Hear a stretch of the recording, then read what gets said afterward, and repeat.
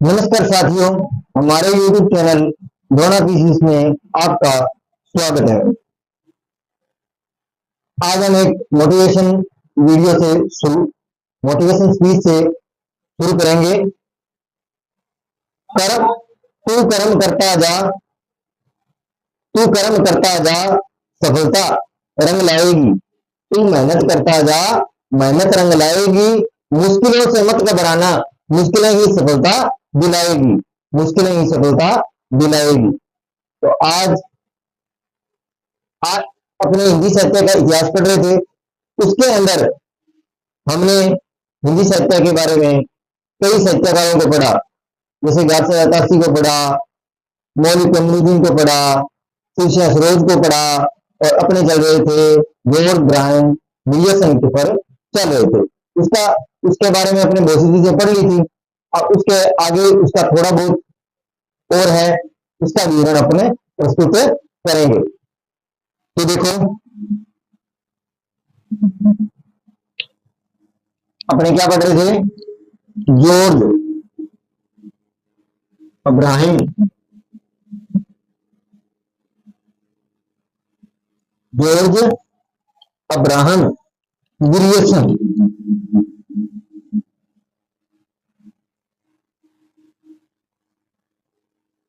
इसके बारे में पढ़ रहे थे। जॉर्ज अब्राहम विलियमसन के बारे में पढ़ रहे थे। इनका ग्रंथ था, क्या था? इनका एक ग्रंथ था। क्या था? एक ग्रंथ। ग्रंथ का नाम पढ़ चुके हैं अपने, the modern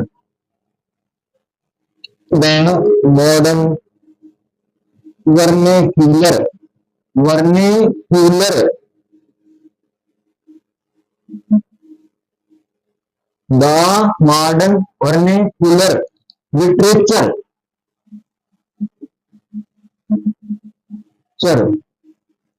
literature the modern vernacular literature of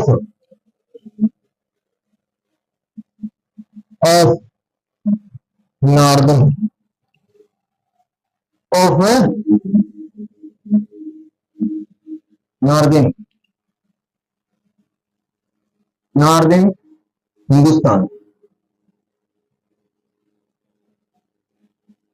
इसको आप सही कर लेना। अब देखो, modern vernacular literature of northern Hindustan. अब बात करते हैं इसमें, ये इनका ग्रंथ था। पिछली वीडियो में अपने भाषा कौन सी थी? अंग्रेजी। इसके बारे में पढ़ चुके थे। और भक्ति काल का स्वर्ण युग क्या था?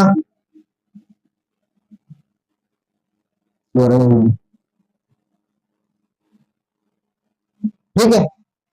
नौ आदिकाल में 9 कवि माने थे, 9 कवि माने थे। इन चीजों के बारे में अपने पढ़ चुके हैं।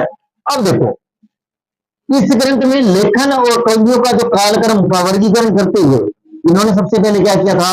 वर्गीकरण किया था। करते हुए उनके प्रवृत्तियों को भी क्या किया था? इन्होंने स्पष्ट करने का प्रयास किया था। तो देखो, इन्होंने, अब देखो इसमें इसमें क्या करेंगे? इस ग्रंथ में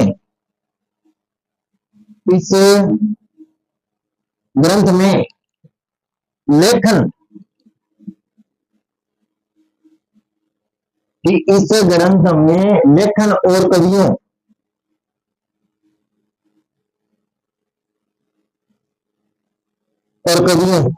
लेखन और कवियों का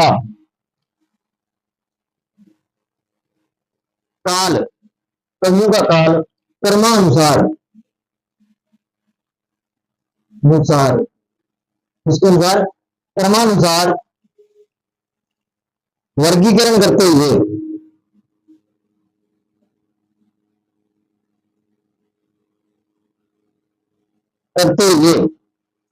क्या करते हुए? वर्गीकरण करते हुए वर्गीकरण करते हुए उनकी प्रवृत्तियां, उनकी प्रवृत्तियां, उनकी प्रवृत्तियों, उनकी प्रवृत्तियों को भी स्पष्ट किया, स्पष्ट किया, उनकी प्रवृत्तियों को क्या किया, स्पष्ट किया। तो देखो इस ग्रंथ में पहली बार वर्गीकरण किया गया, इस ग्रंथ में पहली बार। तो ये प्रश्न पूछा जा सकता है कौन से ग्रंथ में वर्गीकरण किया गया था, कालक्रमानुसार, किसके अनुसार, कालक्रम अनुसार वर्गीकरण। तो किसके ग्रंथ में, जॉर्ज अब्राहम ग्रियर्सन के the modern vernacular literature of northern Hindustan. बात समझ गए। अब देखो इसका हिंदी अनुवाद, हिंदी अनुवाद, इस ग्रंथ का हिंदी अनुवाद किसने किया था, डॉक्टर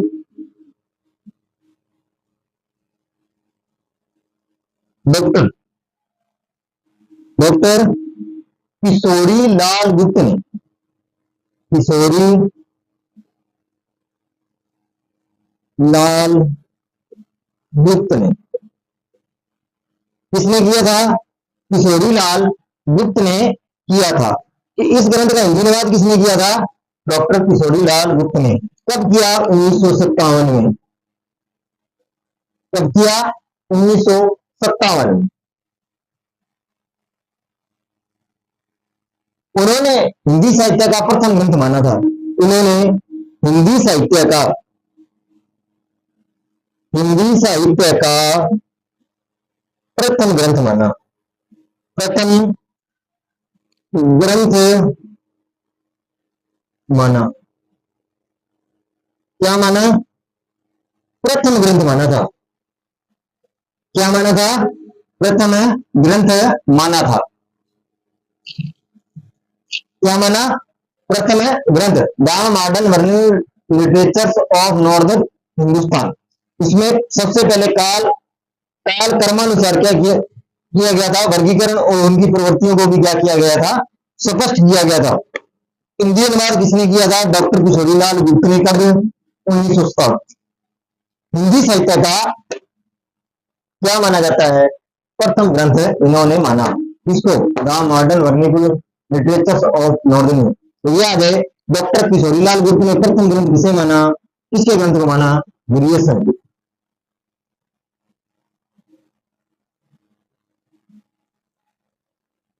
किसको माना, ग्रियर्सन के ग्रंथ को, किसके ग्रंथ को माना था, ग्रियर्सन के, ग्रियर्सन के ग्रंथ को माना था।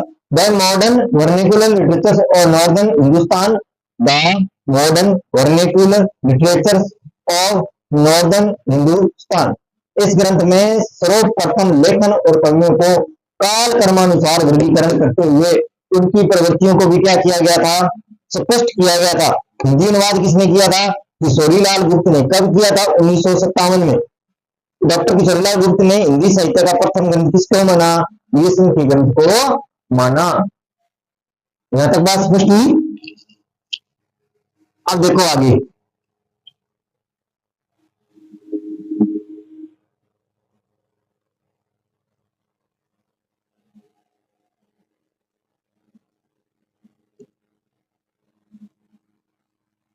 अब बात करते हैं आगे कि इन्होंने ग्रियर्सन के इतिहास को सच्चे अर्थों में हिंदी का प्रथम ग्रंथ माना था। इन्होंने क्या किया,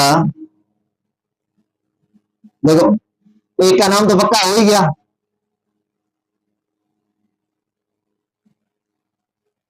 द्वारसी दत्तासी, द्वारसा दत्तासी हो गया, शिव सेंगर हो गए,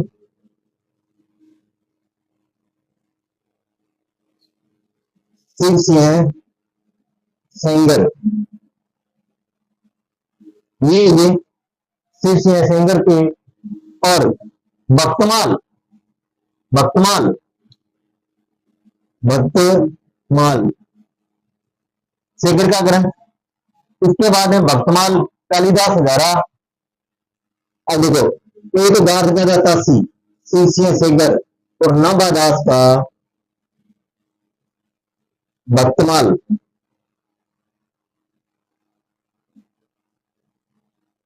भक्तमाल भक्तमाल और कालिदास हजारा।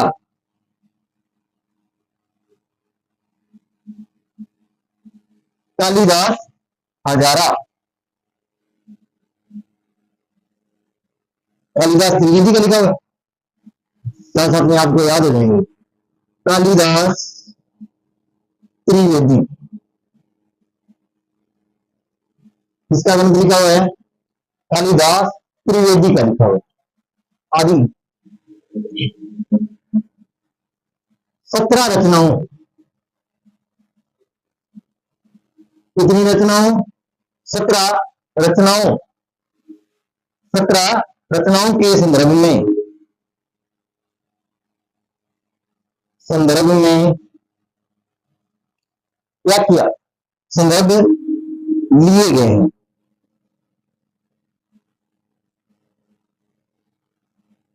ये चीजें कहां से ली गई हैं?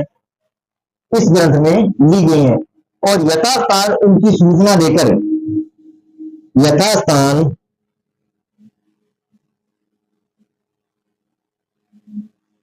सूचना देकर, क्या देकर? यथास्थान सूचना देकर प्रमाणित प्रमाणित प्रमाणित बनाने का प्रयास किया है।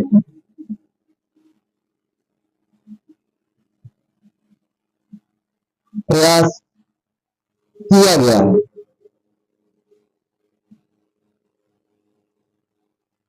बनाने का क्या किया गया है? प्रयास किया गया है।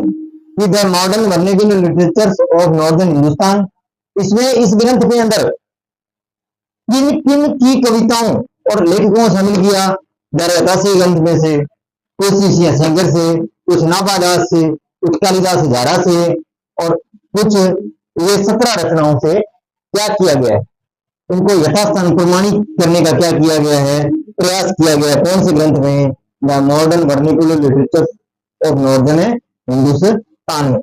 ये प्रश्न इस प्रकार आ सकता है कि किन के ग्रंथों में, किन ग्रंथों से प्रमाणित बनाने का प्रयास किया था ग्रियर्सन ने? तो वासी दत्तासी का ग्रंथ था, शीर्षिया शेखर का था, नवादास जी का था, कालिदास त्रिवेदी का था। ये प्रमाणित ग्रंथों की रचनाओं को शामिल किया गया था और यथास्थान उनको वही स्थान देकर उन्हें प्रमाणित बनाने का क्या किया गया था? प्रयास किया गया था। अब आगे देखो,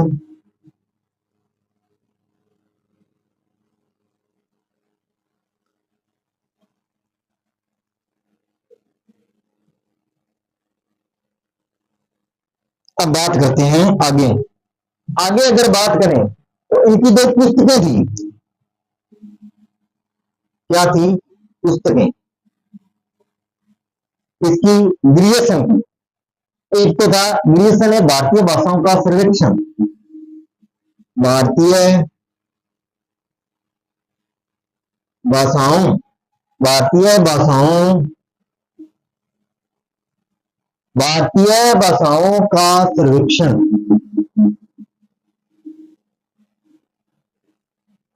सर्वेक्षण का सर्वेक्षण। और एक थी तुलसीदास, तुलसी का वैज्ञानिक इतिहास,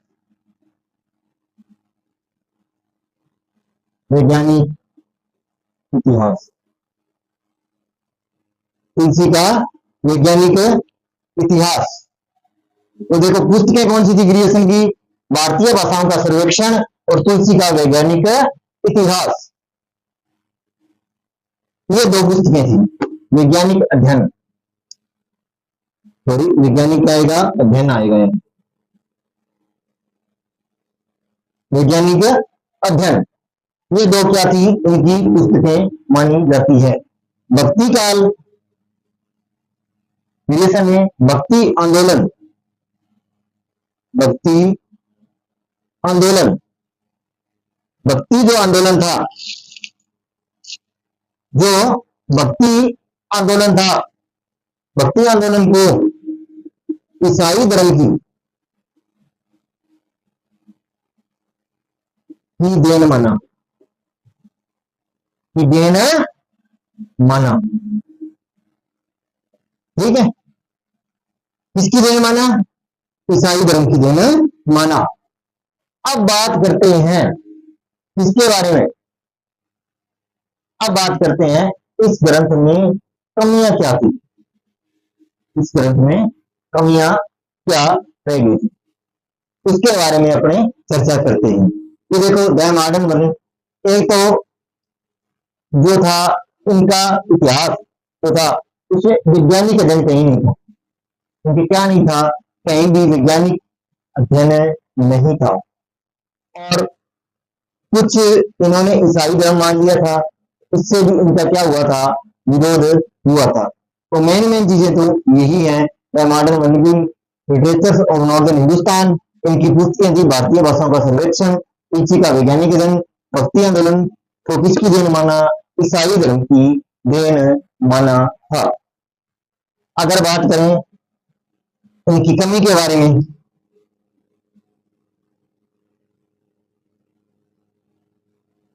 इनके बारे में कमी के बारे में, इस ग्रंथ में कमी, क्योंकि कोई ना कोई तो कमी जरूर रही होगी। एक तो इनका जो नामकरण था, जो कालक्रम था, वो वैज्ञानिक पद्धति में नहीं था, इसमें नहीं था, वैज्ञानिक पद्धति में नहीं था।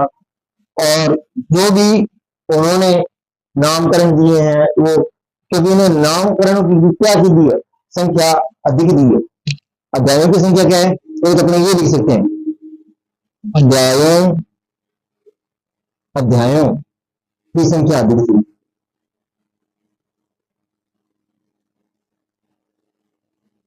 एक वैज्ञानिक पद्धति नहीं थी, वर्गीकरण में वैज्ञानिक पद्धति नहीं थी,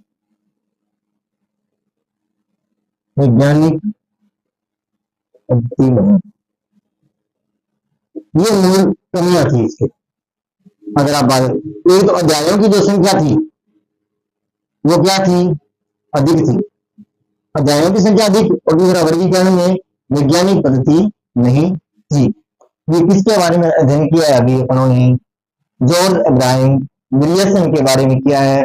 उनका जो ग्रंथ था the modern vernacular literature of northern Hindustan, पुस्तकें कौन सी थी? भारतीय भाषाओं का सर्वेक्षण, तुलसी का वैज्ञानिक अध्ययन। भक्ति आंदोलन को किसका देन माना? ईसाई धर्म की देन माना। कमी क्या थी? अध्यायों की संख्या क्या थी? अधिक थी, और वर्गीकरण क्या था? वैज्ञानिक पद्धति नहीं थी। वर्गीकरण में क्या नहीं थी? वैज्ञानिक पद्धति नहीं थी। तो देखो, तो इसी के साथ अपना क्या होता है, जॉर्ज इब्राहिम ग्रियर्सन पूरा होता है। तो देखो एक बार इसका क्या कर लेते हैं, अपने थोड़ा सा रिविजन कर लेते हैं, जिससे आपकी चीजें आसान हो जाए। क्योंकि मेन मकसद क्या है, अपना याद करना ही तो है, जिससे क्या है आपको। अब देखो, अब सबसे पहले अगर बात करें, ये ग्रंथ था, ये ग्रंथ में भाषा अंग्रेजी, ठीक है। और अगर बात करें, ठीक है, इसके बारे में, इसमें कवि कितने? 952 कवि कितने थे? 952 थे। अब अगर आगे इसके बात करें, इसमें आदिकाल में कवि कितने माने? आदिकाल को चारण काल का, पहले ये लिखो, चारण काल भी कहा।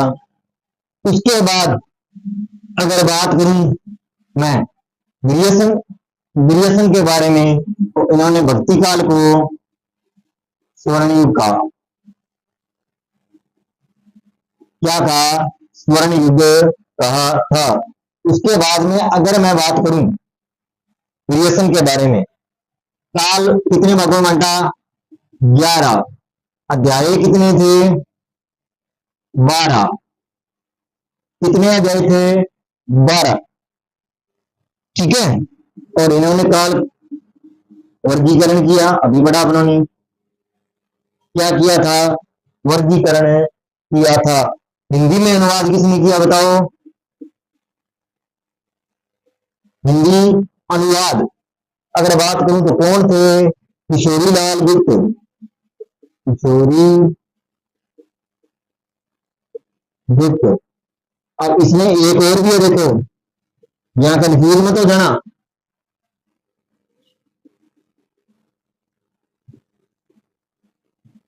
फर्सी के ग्रंथ का अनुवाद किसने किया था? लक्ष्मी सागर वैष्णव ने। इस चीज का ध्यान रखना, ऑप्शन में दोनों ही मिलेंगे अगर ये प्रश्न आता है तो। क्या मिलेंगे? दोनों ही मिलेंगे। अब बात करते हैं इसके अंदर, बात करूं तो इसकी दो पुस्तकें भी थी। क्या थी? दो पुस्तकें थी, जिसको एक तो भारतीय भाषाओं का सर्वेक्षण, भाषाओं का सर्वेक्षण, एक किताब तो ये थी, और दूसरी किताब कौन सी थी बताओ आप? तुलसी का वैज्ञानिक पद्धति। तुलसी तुलसी का वैज्ञानिक अध्ययन। वैज्ञानिक अध्ययन। वैज्ञानिक अध्ययन, ये इस ग्रंथ की मुख्य मुख्य बातें थी, जो कि मैंने आपको शॉर्टकट में बता दी गई है। क्योंकि और अगर इसके अंदर और भी बताऊं तो भाषा तो ईसाई धर्म की देन माना है। भक्ति आंदोलन किसकी देन माना है? भक्ति आंदोलन। भक्ति आंदोलन किसकी देन माना? ईसाइयों की। किसकी देन माना था? ईसाइयों की देन माना था। तो ये मुख्य मुख्य बातें किसमें थी? जॉर्ज ब्रायन ग्रियर्सन के थी। ठीक है, और इन कौन सी भाषाओं को दूर करने का प्रयास किया था? कौन सी भाषाओं को दूर करने का प्रयास किया था बताओ? एक तो थी संस्कृत, एक थी प्राकृतक, और एक थी संस्कृत प्राकृतक। इन भाषाओं को क्या करना? हिंदी से क्या की थी? दूर करने का प्रयास किया था। ये मेन मेन इसकी क्या है? महत्वपूर्ण बातें हैं, जिनका मैं क्या कर चुका हूं, एक बार से फिर रिवीजन कर चुका हूं। अब अगली जो अपने इतिहासकार आते हैं, अगले जो इतिहासकार आते हैं वो कौन आएंगे? मिस्र बंधु। कौन आएंगे? मिस्र बंधु। इसके बारे में चर्चा करेंगे यहाँ पे आप, मिस्र बंधु के बारे में। उन्होंने क्या थे, कितने भागों में बांटा, क्या किया, उनके बारे में क्या करेंगे, अपने चर्चा करेंगे। और किसके बारे में बात करेंगे? अपने मिस्र बंधुओं के बारे में। तो देखो, मिस्र बंधु, मिस्र बंधु, मिस्र बंधु, मिस्र बंधु, इनके बारे में बात करेंगे। मिस्र बंधुओं के बारे में। मिस्र, देखो, मिस्र बंधुओं के अंतर्गत 3 नाम आते हैं। मिस्र बंधु के अंदर कितने नाम आते हैं? 3 नाम आते हैं। सबसे पहले अगर बात करूं मैं, पहले तो उनकी इस चीज का कॉन्सेप्ट होना चाहिए। सबसे पहले नाम आता है सुखदेव का। सुखदेव, सुखदेव बिहारी मिश्र। मिश्र, पहला नाम किसका आएगा? सुखदेव बिहारी मिश्र का। सुखदेव बिहारी मिश्र का। दूसरा आएगा गणेश बिहारी मिश्र। किसका नाम आएगा? सुखदेव बिहारी मिश्र, गणेश बिहारी मिश्र और श्याम बिहारी मिश्र। इन तीनों का योगदान था। मिश्र बंधुओं में कौन कौन आएंगे? सुखदेव बिहारी मिश्र, गणेश बिहारी मिश्र और श्याम बिहारी मिश्र। इन्होंने अपना एक नाम दिया, वो किस नाम से? मिश्र बंधु। क्या नाम दिया? मिश्र बंधु, मिश्र या मिश्र बंधु। नाम दिया। अब बात करते हैं इनके ग्रंथ का क्या नाम था। इसकी बात करूं मैं, ग्रंथ की बात करूं, मिश्र बंधु विनोद। ग्रंथ की बात करूं तो कौन सा था बताओ, मिश्र बंधु विनोद। ये क्या था, ग्रंथ था इनका। ग्रंथ का क्या नाम था बताओ, मिश्र बंधु विनोद था। क्या नाम था, मिश्र बंधु विनोद। ठीक है, बात समझ आई। कितने भाग थे, भाग या कितने भागों में बांटा था ये, 4 भागों में। कितने भागों में, 4 भाग। जो पहले तीन भागों का प्रकाशन हुआ, पहले 3 भाग, तो पहले 3 भाग आए 1913 में। कब आए, 1913 में। और चौथा भाग कब आया, 1934 में। चौथा भाग कब आया, 1934 में। कब आया, 1934 में आया। तो देखो, मिश्र बंधु में कितने नाम आते हैं, 3। सुखदेव बिहारी मिश्र, गणेश बिहारी मिश्र और श्याम बिहारी मिश्र। ग्रंथ का क्या नाम था, मिश्र बंधु विनोद। भाग कितने थे ग्रंथ के, 4। पहले 3 भाग किसमें थे, 1913 में। और चौथा भाग कब आया, 1934 में आया था। कौन कब आया भाग, 1934 में आया था। थोड़ी बहुत समझ में। तो मिश्र बंधुओं में सुखदेव बिहारी मिश्र, गणेश बिहारी और श्याम बिहारी। ग्रंथ का क्या नाम था, मिश्र बंधु विनोद। भाग कितने थे, 4। पहले भाग में कितने थे, पहला भाग का प्रकाशन कब हुआ, 1913 में, 3 भागों। और चौथे का कब हुआ, 1934 के अंदर प्रकाशन हुआ था। बात समझ में आई या नहीं आई, ये आप बताओगे। अब देखो, ये सबसे लंबा ग्रंथ था। ये ग्रंथ क्या, बहुत लंबा ग्रंथ था। 500 या 4591 इसमें कवियों को रखा गया। और 2250 से अधिक क्या थे इसके पृष्ठ थे। बहुत विस्तृत ग्रंथ था। और इसके बारे में रामचंद्र शुक्ल ने भी कहा था कि ये सबसे बड़ा ग्रंथ है। और इसके आधार पर ही मैं अपने ग्रंथ को लिख रहा हूं। आगे उन्होंने भक्ति काल को, आदिकाल को अलग किया, भक्ति काल को अलग किया, आरंभिक काल बनाया। कई भागों में इतिहास को बांटने का क्या किया गया था, प्रयास किया गया था। और अगर सही मायने में अगर वर्गीकरण का सही रूप अगर मिलता है सबसे पहले, तो वो मिश्र बंधु विनोद से ही अपने को मिलता है। और कौन कौन से भाग थे, क्या थे, इनके बारे में चर्चा करेंगे अपने कल। तो आज के लिए इतना ही। अगर आपको मेरी वीडियो अच्छी लगी हो तो चैनल को सब्सक्राइब करें, लाइक करें, कमेंट करें। धन्यवाद।